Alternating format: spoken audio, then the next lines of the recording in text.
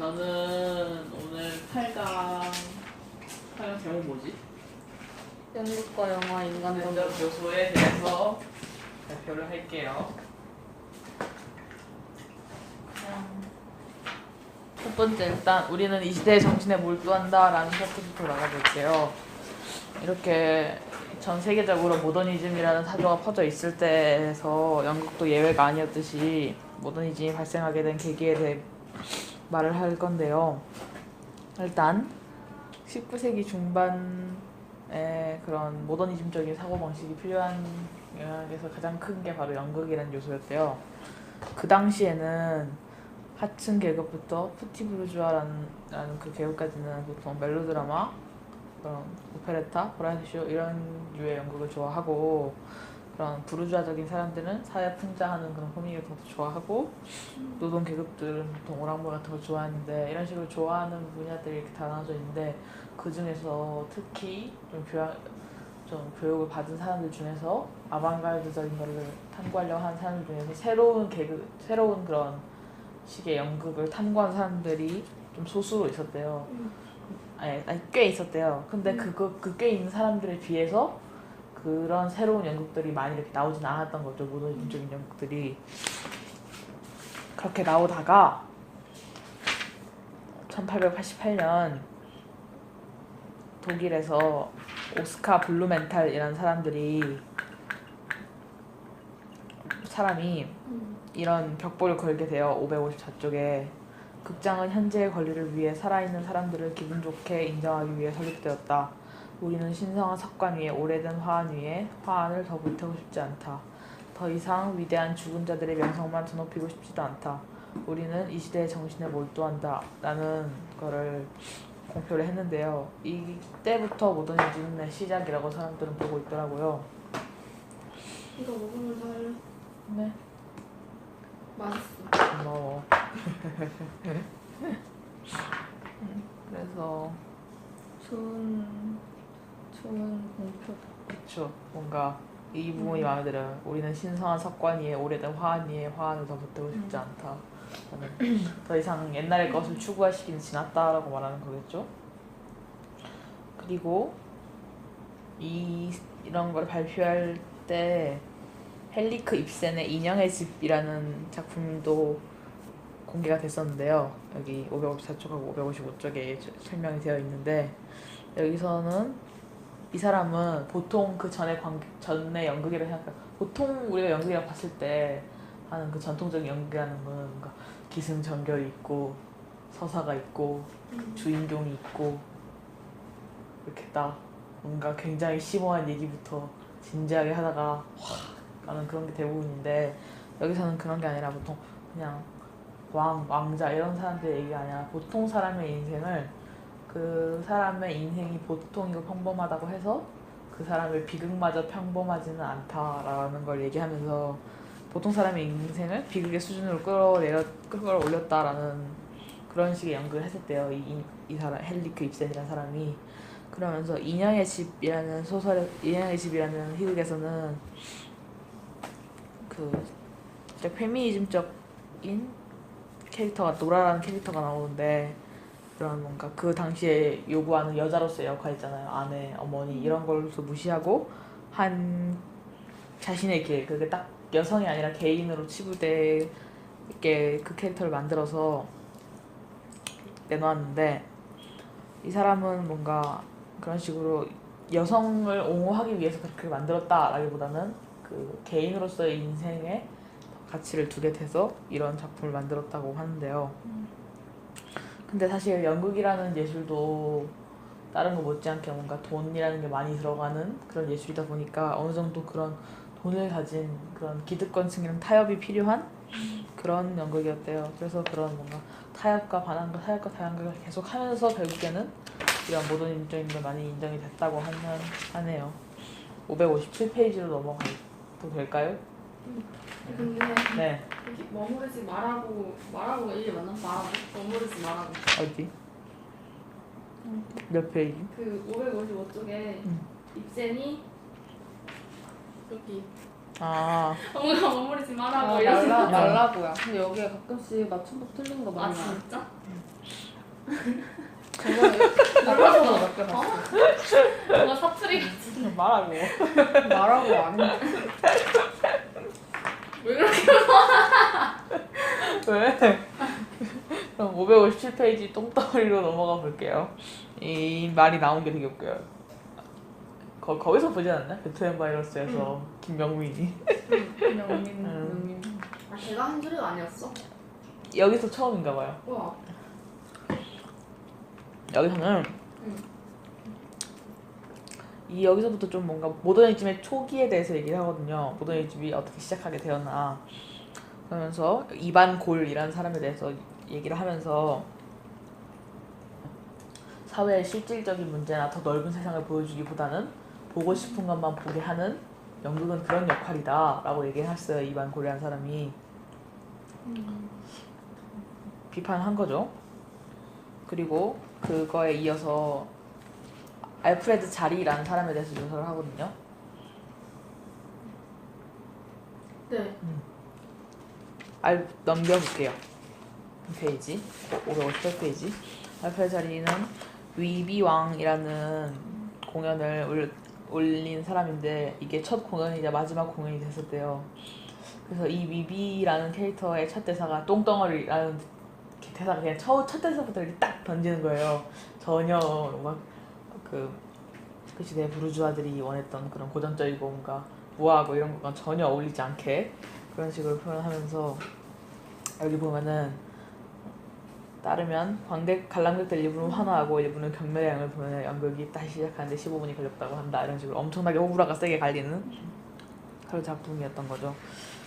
그리고 자리 얘기를 하면서 그런 자리처럼 알프레드 자리처럼 뭐 아예 모던 쪽으로 확 나가고 싶었던 사람들이 조르즈 페드와 위젠 라비슈라는 사람이 있는데 그 사람도 뭔가 위선적으로 하는 체면이나 간통을 주제로 얘기 많이 했고 그거에 이어서 알렉산드로 디바오세랑 에밀 오리에라는 사람 별로 중요한 사람 아니에요. 그것보다 좀 더 깊게 얘기했는데 사실 작품들 중에서 이런 사회 풍자적인 얘기를 하려면은 깊게 건드리는 사람과 얕게 건드리는 사람 작품이 있다고 저는 생각하거든요. 근데 이 사람들 아직은 그렇게 깊게 이렇게 우리에게 질문을 던질 만큼 강력하게 하지는 않고 그냥 좀 진부한 설교 정도로만 끝나버렸다라고 얘기를 하더라고요. 그래서 다시 이런 사람도 있었고 그 중에서도 알프레드 자리가 가장 이렇게 높게 치고 올랐는데 그 이유는 이 사람이 위비왕이라는 작품이랑 초남성이라는 작품을 했거든요. 초남성? 네, 넘겨볼게요. 560페이지. 내용을 읽어드릴게요. 초남성이 초남성이야. 이렇게 슈퍼 남성 이런 식으로. 그래서 초인적 지구력을 지닌 사이클 챔피언 주인공은 그와 보조를 맞춰 달린 젊은 미국 선수의 도움으로 어느 날 82번의 오르가슴을 느끼며 세계 최고 기록을 수립한다. 이게 내용이래요. 한 번에 82번에 올라갔으면 좋겠다. 미안. 그냥 그 하루에 사이클 타면서 82번에 오래 가서 이거 장난 아닌 거죠. 이렇게 보고 그 입장에서 그래서 뭔가 살짝 이렇게 피상적으로 볼 수 있지만 그거 이렇게 깊게 다가지 못했다 그랬잖아요. 이 사람들이 살짝 피상적으로 볼 수 있는데 적나라 하면서 뭔가 인간 본성에 있는 살짝 더러움 있죠. 보편적으로 있는 더러움 이런 거를 좀 나타내면서 나타내는 작품들이 많았대요. 그리고 이 사람의 삶으로만 봐도 실제로 이 사람 알프레드 자리가 위비처럼 하고 다녔대요.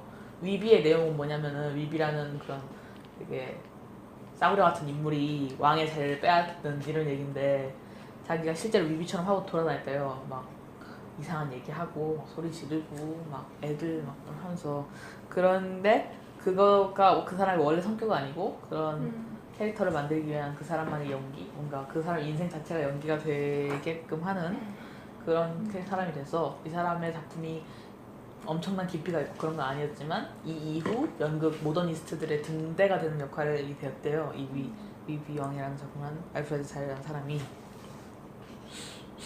그래서 여기가 모더니즘 초기고 시작이라고 보셨으면 될 것 같아요. 끝난 거야? 아니. 여기 끝난 거야? 네, 여기 560페이지 이 다음까지 끝났어요. 560페이지. 이 볼게요.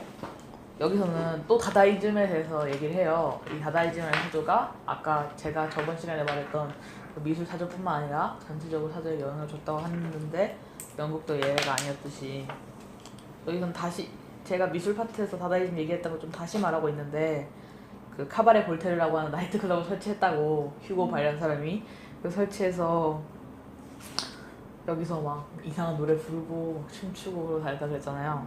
그러면서 이 사람들이 이렇게 했던 이유는 그런 전쟁으로 인해서 허무주의가 생겼대요.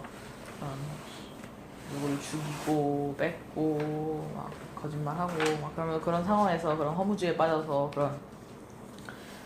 그런 전쟁을 일으키는 그 부르주아들의 그런 합리적이라고 얘기하는 부르주아들이 합리적이고 자신들 이성적으로 전쟁을 하고 있다라는 것에 반발해서 무엇보다 비합리적이고 무엇보다 비이성적으로 행동하는 걸로 그런 것들 다 파괴하고 분해시켜버리고 싶었다고 해요. 그래서 반대로 이 다다이즘이라는 건 모더니즘 사조에 들어가긴 하는데 오히려 모더니즘을 반대하는 그런 식으로 생겼대요.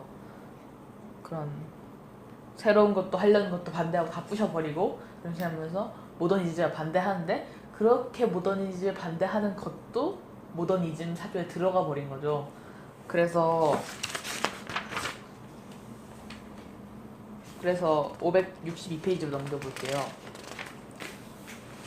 트리스탄 차라라는 루마니아 시인이 진정한 다다는 다다에 반대한다라고 말을 하거든요.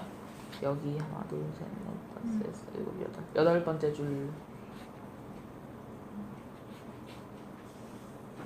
여덟 번째 줄에서 이게 바로 이런 다다이즘이 가진 안티모던, 모더니즘이라는 사조의 특징을 한마디로 이해가 돼요. 뭔가 모더니즘을 안티하는 모더니즘이 다다이즘이다라고 얘기하는 거. 그걸 안티 모더니즘이라고 진짜 뭐 네.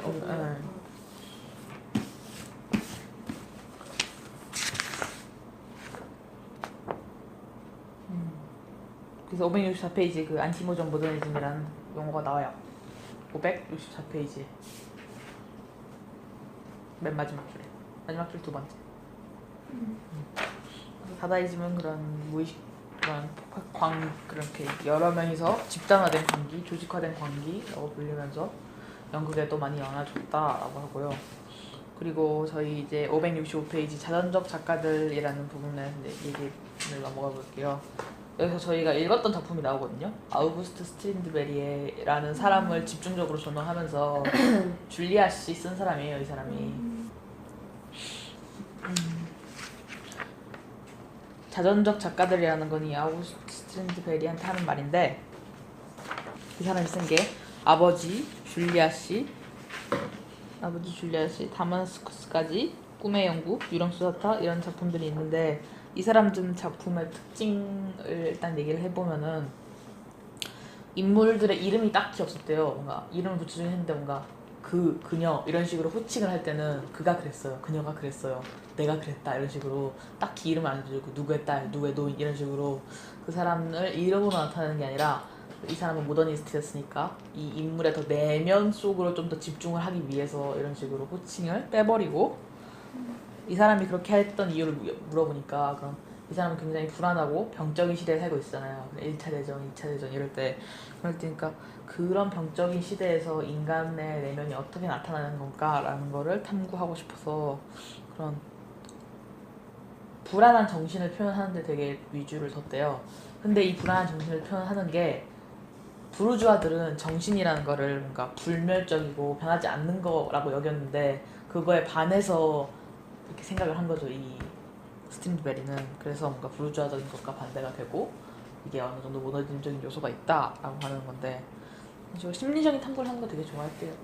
그리고 특징이 있는 게 이 사람 사생활 얘기를 하면서 얘기를 하는 건데 이 사람은 되게 여성 혐오적인 그런 요소가 굉장히 많았대요. 보면은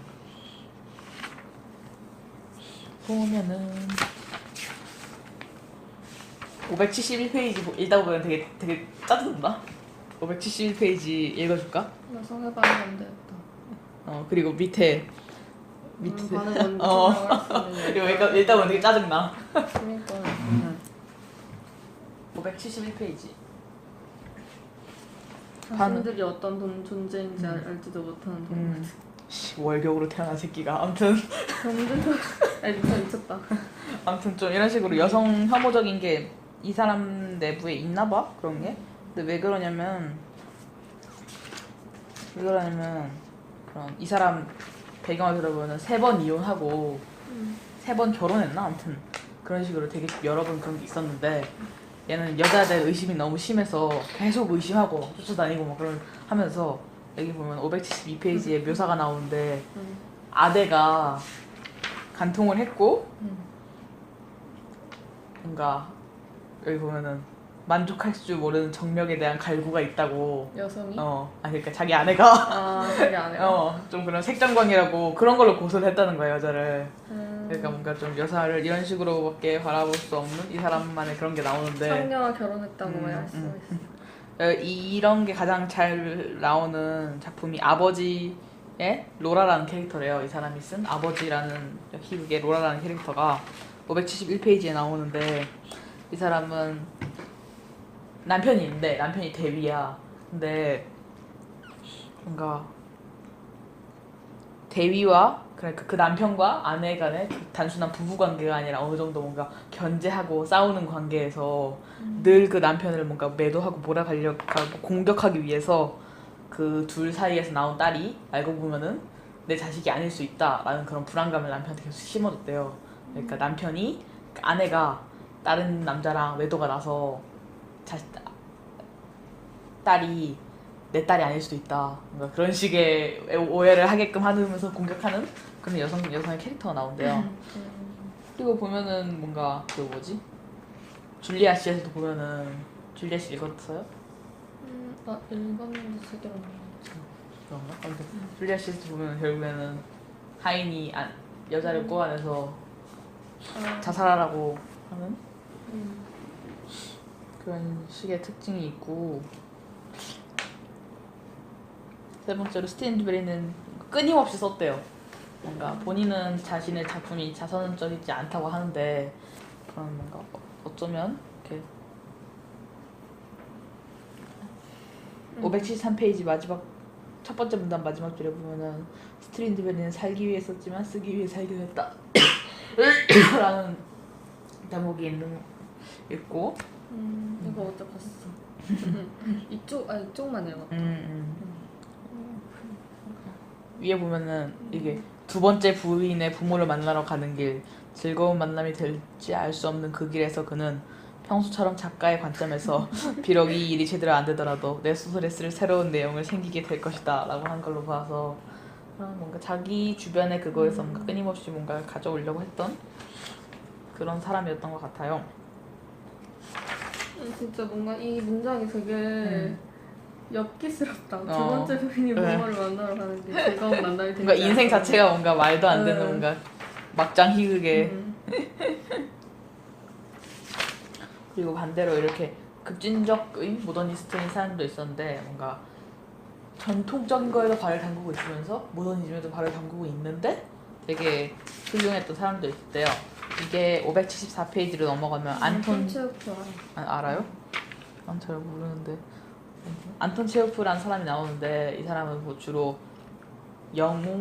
뭔가 전통적인 극 같은 걸 형식적에서는 전통적인 걸 되게 고수를 했는데 내용적인 면에서 되게 여러 가지를 실험을 해본 사람이래요.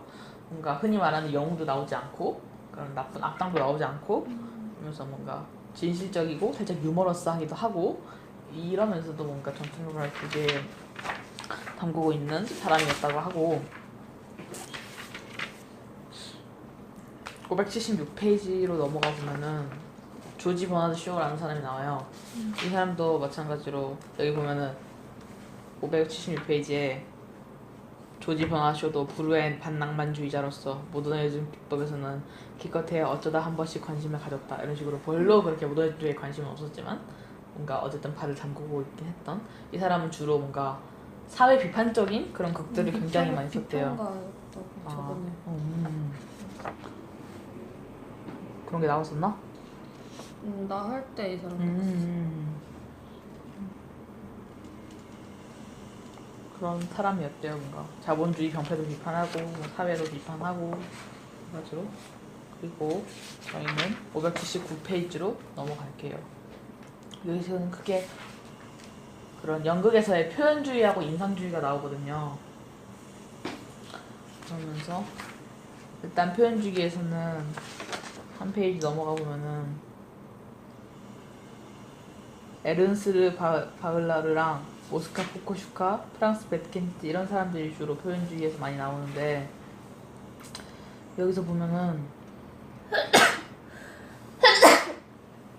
이 사람들은 주로 이 사람 살짝 다다적이야. 감정적이고 보면은 자신들도 모든 현대인의 운명인 내적 갈등을 억제하는 오래된 규칙들을 짓밟기 위해 한껏 목소리를 높여야 한다고 생각했다 라는 말이 나오는데 그런 식으로 이 사람도 마찬가지로 뭔가 개혁하려고 하고 혁신하려고 했는데 너무 감정적이어가지고 사실 그렇게 와닿지는 않았대요.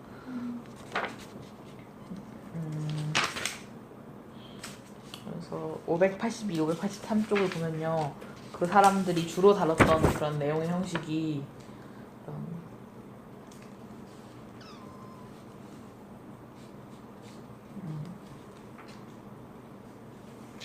아버지를 뭔가 악마적인 존재로 표현하고 그런 아버지에게 벗어난 자식들을 통해서 그런 뭔가 구세대에서 다시 이렇게 피어나는 새로운 신세대 이런 걸 보여주기 위해서라고 하는데 여기 보면은 자기 엄마가 자기를 꼬아내고 자기 엄마랑 자기랑 자려고 하는데 아빠가 들어와서 아빠랑 아들이랑 싸운 다음에 아들이 아빠를 죽이고 그 아들이 아빠를 죽인 장면에 흥분한 엄마가 아들이랑 성관계를 맺으려고 하는 그런 식의 연극이 있는데 그 죽이는 건 누가 엄마가 상처로 흥분을 해서 근데 아들은 이렇게 도망가려고 해요. 그런 상황 자체에서 엄마의 그런 유혹을 뿌리치고 그런 식으로 뭔가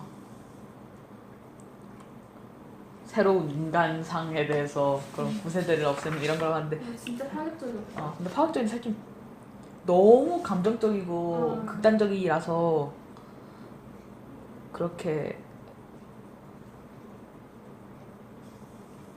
많이 찍으면 못 봤는데 이때 이거를 역사적으로 봤었을 때 여기서 특이한 점이 이런 것들 되게 부르주아들이 싫어해야 되는 그런 면이 있잖아요. 이런 표현주의적인 희극들이. 근데 이런 극들에 대해서 오히려 부르주아들이 예전보다 좀 더 호의적이었대요. 근데 그게 바로 뭔가 그 부르주아들마저 이런 거에 호의적이라면 뭔가 전쟁이 얼마나 심각했는지 짐작하게 해주는 그런 역사적인 상황이라고 이 사람은 해석을 하면서 그리고 이렇게 좀 감정적인 사람이 많은데 그 중에서도 이성적으로 그런 것도 이성적으로 다뤄가지고 되게 높은 평가를 받은 사람이 게오르크 카이저라는 사람이래요. 584페이지에. 왜? 왜? 네가 이렇게 했잖아. 아니 콧물 나. 아.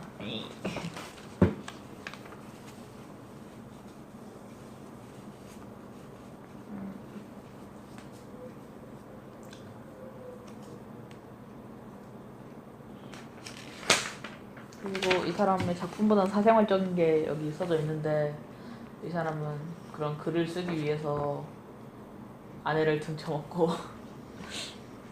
파격적아. 돈을 쓰다가 도둑질을 하다가 법원에 가서 법원에서 변명하기를 자기는 하일리 본 클라이스나 게오르크 비니나만큼 위대한 사람인데 도둑질로 했었거니 이렇게 잡아가는 거 부당하다 라고 얘기를 해서 정말짜네. 법관은 어이가 없어서 6개월 동안 가둬놓고 다시 나와서 희곡을 쓰고 뭐 그랬던 일화를 소개하고 있고요. 그리고 그 다음은 표현주의 다음으로 넘어가서 인상주의인데요. 다 독일이에요. 이름이 독일스럽다. 카를 슈텔름하임이라는 사람이 있대요.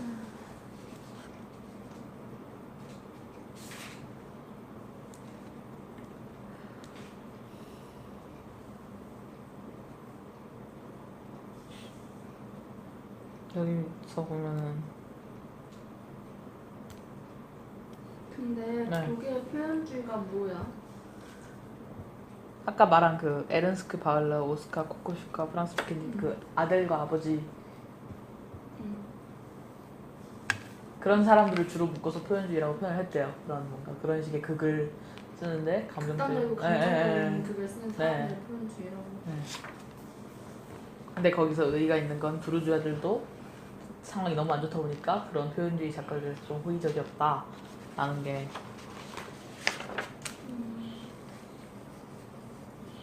그리고 다시 카를 슈텔름하이로 넘어갈게요.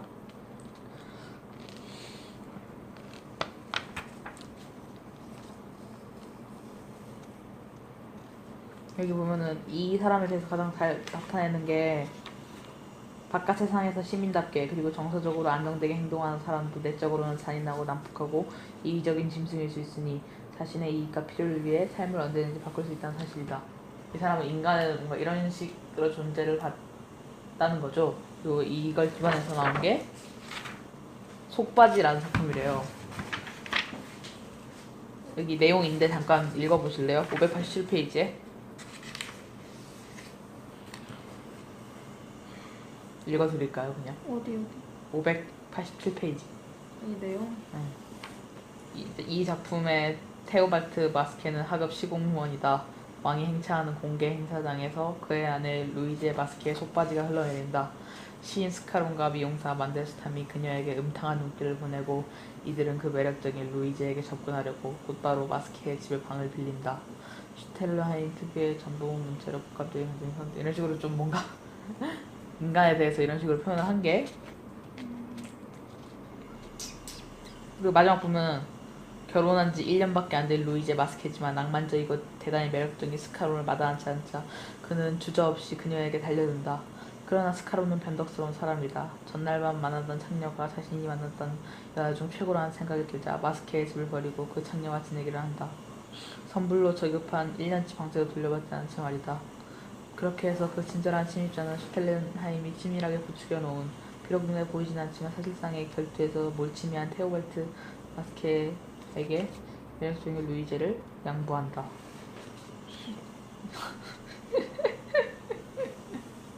그러니까 이거죠. 시인 스카론이 루이제가 속바지 흘리는 걸 보고 뻥뻥 까는데 있다 보니까 창녀가 더 좋아서 도망가고 그 루이제 마스케 다시 남편한테 돌아오고 뭐 이런 막장.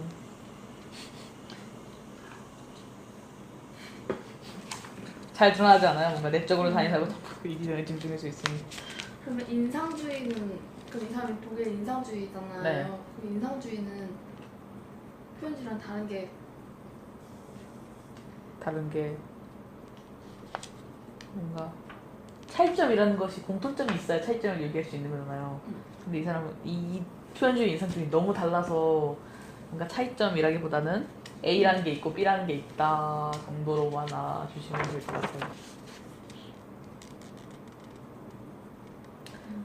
그 문체 때문에 약간 그게 인상주의. 문체가 약간 정관사를 생략했다고. 전본 문체라고도 하고 문체에서 차이점이 있고 내용적인 차이점도 있고. 이해돼요? 근데 인상주의랑 표현주의가 뭔지 잘 몰랐었거든요. 저도. 근데 저 미술이랑 뭔가 비슷한 맥락이지 않을까? 인상주의는 약간 그거잖아. 정확히 묘사를 안 하고 그 인상만 있는 거. 약간 이것도 그런 거 같은데? 뭐 약간 문장도 더러운 인간만 보여주지 그거에 대한 뭔가 그런 건 없는? 생략을 많이 하고.